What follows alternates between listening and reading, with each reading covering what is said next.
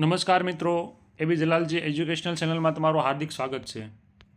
આપણે અહીં જોઈએ કે આરટીઈ એક્ટ 2009 અંતર્ગત નબળા અને પછાત વર્ગના બાળકોને ધોરણ 1થી 8 સુધી મફત શિક્ષણ આપવામાં આવે છે અને તેને શિષ્યવૃત્તિ પેટે વર્ષના 3000 રૂપિયા સ્ટેશનરી ખર્ચ પેટે આપવામાં આવે છે. આ ઉપરાંત સ્કૂલની ફીસ પણ ગવર્મેન્ટ દ્વારા ભરવામાં આવતી હોય છે. તો શું આરટી એક્ટ પ્રમાણે જે એડમિશન લઈએ છે તે એડમિશન લેવું જોઈએ કે ના લેવું જોઈએ? એડમિશન લીધા પછી શું શું તકલીફો થાય છે તેના વિશે આપણે થોડી અહીંયા ચર્ચા કરશું. આ ઉપરાંત વિદ્યાર્થી વાલીની શું ફરજો હોય છે અને સ્કૂલ સંચાલકોની શું ફરજો હોય છે અને શું તે આ ફરજો નિભાવે છે કે નથી નિભાવતા, કોણ આંખ આડા કાન કરે છે તેની પણ થોડી આપણે વિગતો જોઈએ. અને આરટી એક્ટ 2009ના જે કાયદાઓ શું કહે છે, કલમો શું કહે છે અને તેનું કેવું અર્થઘટન અર્થઘટન કરી અને તેનો ગેરઉપયોગ કરવામાં આવે છે તેની પણ અહીં માહિતી આપણે લઈશું. તો મેં ઘણા વિડીયોમાં અપીલ કરી છે જે સદ્ધર વાલીઓ છે તેને આરટી એક્ટ હેઠળનું પ્રવેશ રદ કરવો જોઈએ, સ્વેચ્છાએ રદ કરી અને જે નબળા અને પછાત વર્ગના બાળકો છે તેને સ્થાન આપવું જોઈએ અને તેનો સ્કોપ વધારવો જોઈએ. તો આરટી એક્ટ હેઠળ જે બાળકોએ પ્રવેશ લીધો છે તે પ્રવેશ તો લઈ લીધો, પણ ત્યાર પછી વર્ષ સ્કૂલ સંચાલકો દ્વારા તેની પાસે આધાર કાર્ડ, પાન કાર્ડ અલગ વિગતો માગવામાં આવે છે અને માનસિક રીતે થોડો ત્રાસ કહી શકાય તેવી રીતે એને ટોર્ચરિંગ કરી અને 2-5 દિવસનો ટાઈમ આપી અને વારંવાર કહેવામાં આવે છે અને જો તમારા ડોક્યુમેન્ટ ન દેવા આવે તો તમે ફીસ ભરો, આવી પણ ધમકી આપવામાં આવે છે. અને છેલ્લે એવું પણ કહેવામાં આવે છે અમુક ટાઈમની અંદર તમે ડોક્યુમેન્ટ જમા નહીં કરાવો તો તમારો પ્રવેશ પણ રદ કરી દઈશું. તો નિયમો છે ખરા, પણ નિયમોનું ઊંધું અવળું અર્થઘટન કરી અને એને રજૂ કરવામાં આવે છે. તો મારા હાથની અંદર એક એવી નોટિસ આવી છે હાથમાં, તેની વિગતો આપણે થોડી જોઈએ. તેનો વિષય એવો લખ્યો છે, શિક્ષણ વિભાગના પરિપત્ર મુજબની વિગતો વર્ષ આપવા બાબત. સાચી વાત છે. આરટી એક્ટ અંતર્ગત એવી કોઈ કલમ છે કે તમારે વાલીની સમીક્ષા કરવી કે જો કોઈ પછાત અને આર્થિક રીતે પછાત વર્ગના વાલી દ્વારા આરટી એક્ટ હેઠળ બાળકનો પ્રવેશ લીધો છે અને 1થી 8 ધોરણ સુધી એને મફતમાં ભણાવે છે, જો તે વાલી સદ્ધર બની જાય છે, પૈસાવાળા બની જાય છે, તો એને સ્વેચ્છાએ આરટી એક્ટ હેઠળનો પ્રવેશ તમારે રદ કરાવવાનો છે અને તે બાળકને નોર્મલ ફી ભરીને ભણાવવાનો છે. જો ડાઉટફુલ લાગે તો આપણે એની પાસેથી પુરાવા માગી શકીએ છીએ, પણ વર્ષ તમે નાના પછાત વર્ગના વાલીઓને હેરાનગતિ કરી અને કોઈ ડોક્યુમેન્ટ માગવાનો કોઈ નિયમ કે કોઈ કાયદો એવો આરટી એક્ટ હેઠળ અંતર્ગત નથી. તો આની અંદર આ નોટિસમાં એવું લખ્યું છે, આપનું બાળક ખાલી જે આરટી એપ્લિકેશન નંબર આપેલો છે નું અમારી શાળામાં રાઇટ ટુ એજ્યુકેશન હેઠળ ભણી રહ્યું છે, ગુજરાત સરકારના ઠરાવ નંબર કંઈક આપેલો છે, પછી મફત અને શિક્ષણ વિભાગ નિયમ અનુસાર અન્વયે પદ્ધતિ નક્કી કરવા બાબત તે અલગ એના ઠરાવ કંઈ આરટી એક્ટ હેઠળ આપેલા છે, પણ એની અંદર કંઈ આવી વિગતો છે નહીં. વાલીની આવક નિયત મર્યાદા કરતાં વધારે તે સદર યોજનાનો લાભ મળવાપાત્ર રહેતો નથી. ખબર છે, મેં વાત કરી કે આરટી એક્ટમાં એવું છે કે જે આર્થિક અને પછાત છે તેને જ આપણે એની અંદર પ્રવેશ લેવાનો છે. જો તમે સદ્ધર થાવ તો તમારે સ્વેચ્છાએ પ્રવેશ રદ કરવાનો છે. માહિતી અને લેખિત પ્રમાણપત્ર પુરાવા અત્રે દિને 5માં રજૂ કરવા. એવા કોઈ નિયમો નથી આપ્યા કે 2 દિવસમાં, 5 દિવસમાં, 10 દિવસમાં રજૂ કરવા. તમારે ખાલી સમીક્ષા કરવાની છે, જોવાનું છે. તમને લાગે કોઈ સદ્ધર છે બરાબર તો સરકારશ્રીને જાણ કરવાની છે. પણ તમે એટલા બધા ઉતાવળા કેમ શાળા સંચાલકો થાય છે કે ભાઈ આ કેમ છે, કેમ નહીં, આ સદ્ધર થઈ ગયા કે ગરીબ છે? કારણ કે સ્કૂલવાળાને એક્સ્ટ્રા ફીસ જોઈએ છે કે એને જે એક્ટિવિટીના નામે, સ્કૂલના આઈ કાર્ડના નામે, સ્કૂલની ડાયરીના નામે એ અલગ વધારે પડતી ફીસ જોઈએ છે. ગવર્મેન્ટ ઓલરેડી સ્કૂલને ફીસ ભરી રહી છે, ચૂકવી રહી છે. આ ઉપરાંત સ્કૂલને તે જે સ્કૂલોને આ ફીમાં સંતોષ નથી તે લોકો આવા ધતિંગ કરે છે, ડિંડક નવા કાઢે છે. કારણ કે જે કાયદાઓ અલગ છે એનું ઊંધું અર્થઘટન કરી અને આવી રીતે આવું બધું કરવામાં આવતું હોય છે.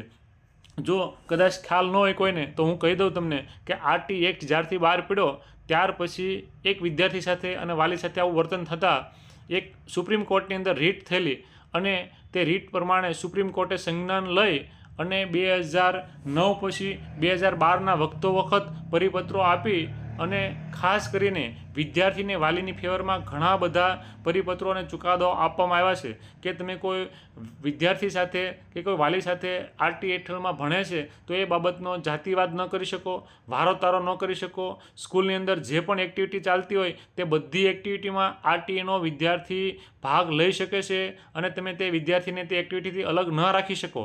જો તમે તે વિદ્યાર્થીને અલગ રાખો છો અથવા આરટી હેઠળના અલગ ક્લાસ ઊભા કરો છો, આરટી હેઠળના વિદ્યાર્થી સાથે વારોતારો કરો છો, એને શારીરિક માનસિક ત્રાસ આપો છો અથવા તો અભ્યાસની અંદર તેને કંઈ પૂરતું ધ્યાન નથી આપતા, તેના તરફ પૂરી દેખરેખ એની નથી રાખતા, તો પણ તમારા ઉપર કાર્યવાહી થઈ શકે છે.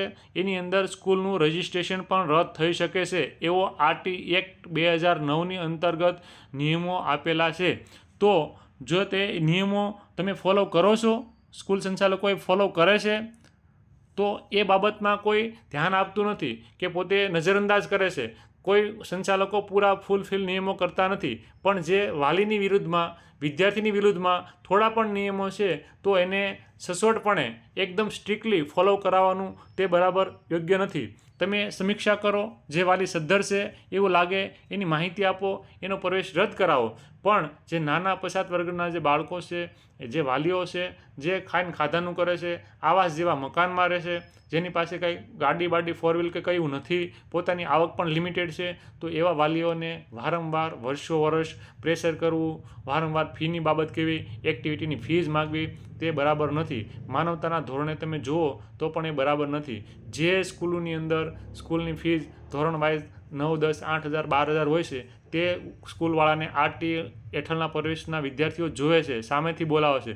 પણ જે સ્કૂલની ફીઝ વધારે છે, જે લિમિટ કરતાં વધારે છે, 35,000, 40,000, 45,000 રૂપિયા છે, તે લોકોને સરકારશ્રી દ્વારા આપવામાં આવતી ફીઝ ઓછી પડે છે. તે એક્ટિવિટીના નામે, સ્કૂલની ડાયરીના નામે, આઈ કાર્ડના નામે અલગ અલગ રીતે ફીના ઉઘરાણા કરે છે અને વાલીઓ આરટી એક્ટ હેઠળનો પ્રવેશ હોવાથી ફી નથી આપતા, ત્યારે તે કેન પ્રકારે તેને હેરાનગતિ કરતા હોય છે. તો આપણે જોઈએ કે આની અંદર તે લોકો શું માગે છે. તો કે બેંક ખાતાની પાસબુક, વાલીની, માતા પિતાની બંનેની, બરાબર છે, પાસબુક માગી શકે, બરાબર. છેલ્લા 4 વર્ષના રિટર્ન, તો જ્યારે બાળકે એડમિશન કરાવ્યું ત્યારે પણ ગવર્મેન્ટે રિટર્ન માગ્યા નથી, એનું ડેક્લેરેશન ફોર્મ ભરેલું છે કે મારી પાસે રિટર્ન છે કે નથી, તો પછી પાછળથી માગવાની કંઈ જરૂર હોતી નથી. અને જો રિટર્ન ભરતા હોય તો તે આરટી હેઠળનું એડમિશન પણ મળતું હોતું નથી. માતા પિતા બંનેના પાન કાર્ડ એ બરાબર છે. લોનની વિગત, તો એમાં કયા કાયદા છે, કયો નિયમ એવો છે કે તમે personal loan, gold loan, home loan એવી વિગતો માગી શકો. રહેણાંકની ઇન્ડેક્સની નકલ, રહેણાંકમાં ઘરનું મકાન હોય તો વેરા બિલ કે લાઇટ બિલ બરાબર છે, પણ ઇન્ડેક્સ કોપી ક્યાં લખ્યું છે, ઇન્ડેક્સ કોપી તમારે બતાવી એવું. અને આ દિવસો આપેલા છે, 5 દિવસની અંદર રજૂ કરવાનું, બરાબર. તો આવા કોઈ દિવસોની કંઈ મર્યાદા પણ એમાં હોતી નથી. તમારે સમીક્ષા કરવાની છે, ઉઘરાણું કંઈ નથી કરવાનું. કોઈ વાલી ઉપરોક્ત માહિતી પૂરેપૂરી રજૂ નહીં કરે અથવા અધૂરી કરશે તો વાલીને પુરાવો તેનો સંતાન આરટી હેઠળ પ્રવેશ ચાલુ રાખવા પાત્ર નહીં હોવાનું માની શાળા સંબંધિત અધિકારીને યોગ્ય જાણ કરી પ્રવેશ રદ કરે તેની સ્પષ્ટ નોંધ લેવી. તમારે એ કાગળિયા જોઈને તમારે ખાલી નક્કી કરવાનું છે કે સમીક્ષા કરવાની છે. અને કેવી રીતે એમ કહી શકો કે પ્રવેશ માન્ય નથી, બરાબર, આને પ્રવેશ ચાલુ રાખવાને પાત્ર નથી, એવું કેવી રીતે તમે કહી શકો? કયા નિયમ પ્રમાણે, કયા કાયદા પ્રમાણે તમે એવું કહી શકો છો? ક્યાં પરિપત્ર એવો છે? કોઈ એની વિગતો કોઈ પાસે નથી અને આવા કોઈ કાયદા પણ નથી. સ્પષ્ટ નોંધ લેવી, 5 દિનની મર્યાદા પૂર્ણ થયા બાદ વિરુદ્ધ કોઈ તકરાર ચાલશે નહીં, જેની પણ સ્પષ્ટ નોંધ લેવી. એટલે કે 5 દિવસની અંદર ડોક્યુમેન્ટ આપણે દઈ દેવાના. આવું કંઈ નથી. તમે જ્યારે એડમિશન આપો તેની અંદર પણ 5 મહિના કાઢી નાખો છો, બરાબર. તો પછી કેવી રીતે તમે કહો 5 દિવસની અંદર બધું કમ્પ્લીટ કરીને આપી દો અને પેલો ફર્સ્ટ તમે કહી દેવી કે ભાઈ એડમિશનને લાયક છે કે નથી લાયક. અને એ કોઈ ડીઓ કચેરી સરકારશ્રીને જોવાનું છે, કોઈ શાળાને એવું જોવા નથી કે એને લાયક છે કે નથી. એ લાયક છે ત્યારે જ આરટીની અંદર પ્રવેશ આપ્યો છે, બધા ડોક્યુમેન્ટ પણ વેરીફાઈ કર્યા છે, તમારે ખાલી સમીક્ષા કરવાની છે. સ્પષ્ટ જોગવાઈ આપવામાં આવી છે. આરટી એક્ટ 2009ના કાયદાની અંદર સ્પષ્ટ જોગવાઈ આપવામાં આવી છે કે સ્કૂલ સંચાલકો ઓનલી ફોર સમીક્ષા કરી શકે, કોઈ નિર્ણય ન લઈ શકે કે આવી પાત્રતા છે કે પાત્ર નથી. એ જોવા માટે ડીઓ કચેરી છે, સરકારશ્રી છે. આપનું બાળક અમારી શાળાની એક્ટિવિટી બાબતનું બાંહેધરી પત્રક પણ શાળામાં રજૂ કરવું. એટલે કેની એક્ટિવિટીનું પરિપત્ર, બાંહેધરી પત્રક, ક્યાં નિયમો, કઈ ડીઓ કચેરીએ તમને એવું કીધું છે કે તમારે એક્ટિવિટીનું બાંહેધરી પત્રક લેવું? કોઈ ઠેકાણે એવો નિયમ નથી કે તમારી એક્ટિવિટી એક્સ્ટ્રા તમે કરાવો. કોણ તમને કહેશે એક્સ્ટ્રા એક્ટિવિટી કરાવવાનું? અને આરટી હેઠળનું બાળક છે તો તમે જે કંઈ પ્રવૃત્તિ કરાવો છો એ બધી પ્રવૃત્તિની અંદર એને ઇન્વોલ્વ કરવાનું છે. વિના મૂલ્યે મફતમાં સરકારશ્રી તમને તેનો પગાર, તમને તેની ફીસ ચૂકવે છે, તો તમારે તે બધી એક્ટિવિટીની અંદર એ આરટી એક્ટ હેઠળના બાળકને ઇન્વોલ્વ કરવાનું છે. આ હું નથી કહેતો, આવા નિયમો છે. આરટી એક્ટ હેઠળના જે ગેઝેટ છે, આખો જે પરિપત્ર છે, નિયમ છે, આખો જે કાનૂન છે, તે આપણે આરટીઈની સાઇડ ઉપર ગુજરાતી, હિન્દી અને અંગ્રેજીમાં ત્રણેય ભાષામાં રજૂ કરેલો છે. તો તેને જોવા માટે વાલીઓ અને સંચાલકોએ જોવો જોઈએ. જય હિન્દ, જય ભારત. જો આ માહિતી તમને ઉપયોગી નીવડે તો તમારા જે જરૂરિયાતમંદ લોકો છે તેના સુધી શેર કરી, લાઇક, શેર, સબસ્ક્રાઈબ કરજો. જય હિન્દ, જય ભારત.